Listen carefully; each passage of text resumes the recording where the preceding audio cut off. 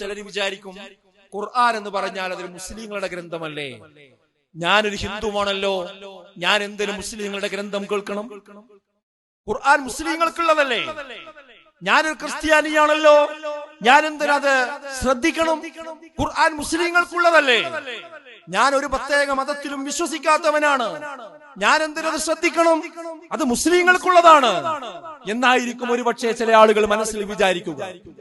എന്നാൽ വളരെ വിനയത്തോടുകൂടി പറയട്ടെ, അതൊരിക്കലും തന്നെ മുസ്ലിങ്ങൾക്ക് മാത്രമുള്ള ഗ്രന്ഥമല്ല. ഖുർആനിനെ കുറിച്ച് പറഞ്ഞത് എന്താ? ഹുദൻ ലിന്നാസ്, ജനങ്ങൾക്കുള്ള മാർഗദർശന ഗ്രന്ഥമാകുന്നു ഇത്. അന്നാസ് എന്ന അറബി വാക്കിന്റെ അർത്ഥം എന്താ? മനുഷ്യർ എന്നാണ് അതിന്റെ അർത്ഥം.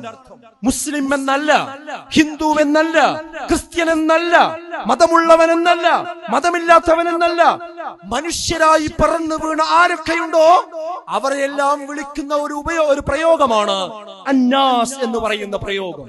അപ്പൊ മനുഷ്യരായി ഈ ഭൂമുഖത്തേക്ക് വന്ന ആരെല്ലാം ഉണ്ടോ അവർക്കെല്ലാം അവർ ഇരുട്ടിൽ തപ്പുമ്പോൾ, അവർ അരക്ഷിതരാകുമ്പോൾ, അവർ വിഷമിക്കുമ്പോൾ, അവർ പ്രയാസപ്പെടുമ്പോൾ, അവർ ഭയവിഹ്വലരാകുമ്പോൾ, അവർക്ക് ആത്മഹത്യ ചെയ്യണമെന്ന് തോന്നുമ്പോൾ അതിൽ നിന്നെല്ലാം മോക്ഷം ലഭിക്കുന്ന മാർഗമാണ്, അതിനുള്ള ഗ്രന്ഥമാണ് വിശുദ്ധ ഖുർആൻ എന്ന് പറയുന്നത്.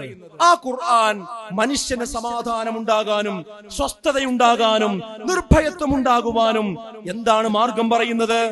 അല്ലദീന ആമനു വതത്മഇന്നു ഖുലൂബുഹും ബിദിക്രില്ലാഹ് അലാ ബിദിക്രില്ലാഹി തത്മഇന്നുൽ ഖുലൂബ്. വിശ്വസിക്കുകയും ഹൃദയങ്ങൾ അല്ലാഹുവിന്റെ സ്മരണ കൊണ്ട് ആ സമാധാനമടയുകയും ചെയ്തവർ അറിയുക, അലാ ബിദിക്രില്ലാഹി തത്മഇന്നുൽ ഖുലൂബ്.